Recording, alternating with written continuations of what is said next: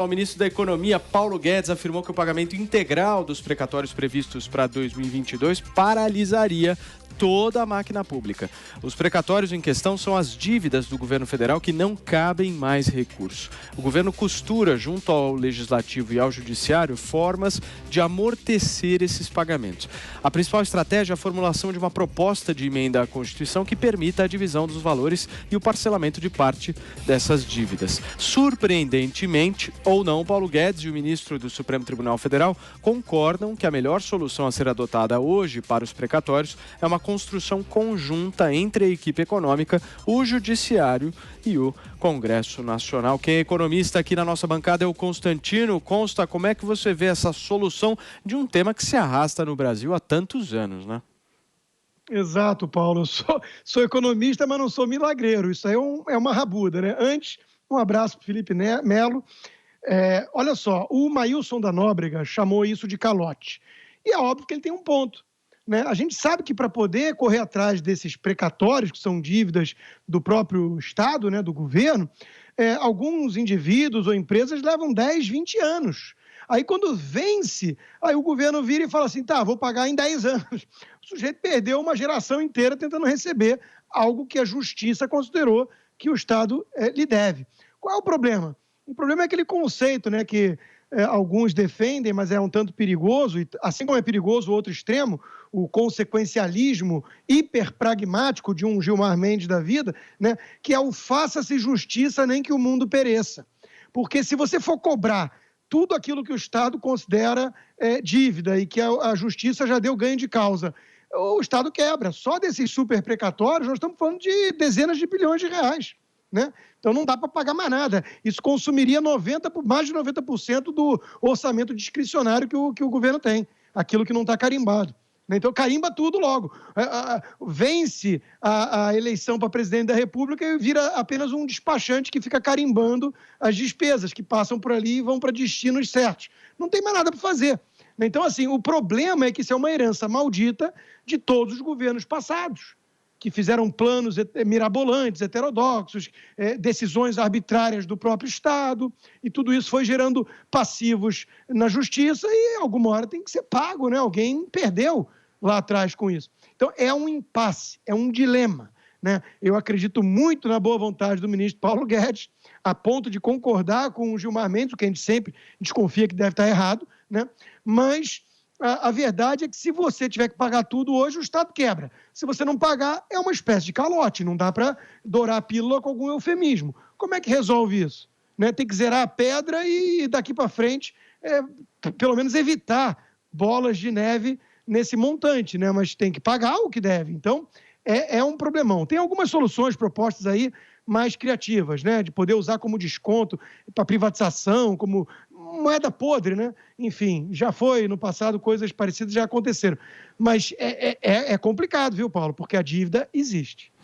Serrão, como é que você vê essa aproximação do Paulo Guedes e do Gilmar Mendes num tema como esse? Pois é, a grande questão é que esse é um daqueles temas que o Brasil não gosta de debater com seriedade. Porque o princípio básico é o seguinte: se você tem uma dívida judicial reconhecida, ela tem que ser paga. Se ela não é paga, você está afetando diretamente o exercício do próprio Estado de Direito. O Estado está dizendo que ele pode calotear a sociedade, mas a sociedade não pode calotear o Estado porque ela é cobrada de maneira implacável. Vai para a dívida ativa, agora vai para a Serasa e SPC, mas tanto a União Federal quanto estados e municípios dão calotes nos cidadãos e com eles nada acontece. A gente não tem, como sociedade, como mandá-los para a Serasa e também para o SPC. Então, essa relação promíscua, ruim, é que tem que ser resolvida. E essa indústria de precatórios no Brasil,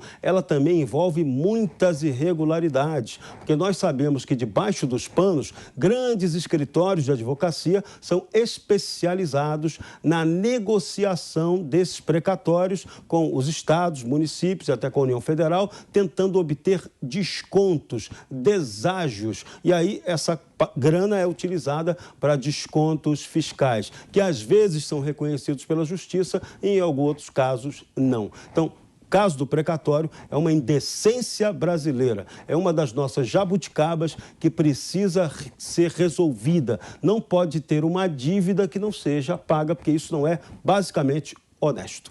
Bruna, como é que resolve essa questão?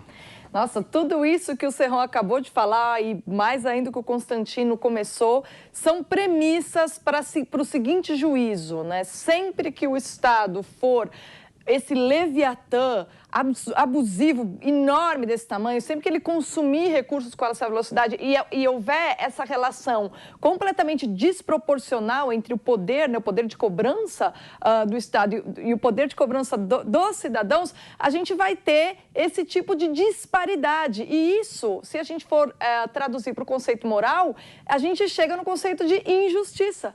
Então, isso tudo que eles acabaram de descrever é mais um problema, é mais uma prova de que quanto maior o Estado, mais injusta será a sociedade. Você, Serrão? Nós temos casos que precisam ser avaliados especificamente. Por isso que a discussão tem que ser até setorial. Você tem dívidas que você já tem o próprio recurso depositado no caixa dos tesouros federal, estadual e municipal e a dívida não é paga. O Estado, município e União usam aquela grana indevidamente, que aquele dinheiro é da justiça, foi depositado judicialmente. Então nós ainda temos que enfrentar essa ilegalidade no uso do dinheiro. Ninguém é punido por esse mau uso do dinheiro público. Então, tem que acertar as contas e a Bruna foi muito feliz. A gente tem que cada vez mais, como Constantino também muito lembra, como liberal, a gente precisa rediscutir o tamanho gigantesco e abusivo do Estado brasileiro. Se não discutirmos isso, não dá para ir adiante em nada. Constantino, para a gente fechar. É isso, né? Na verdade, nós temos que olhar para onde nós escorregamos e não para onde nós caímos.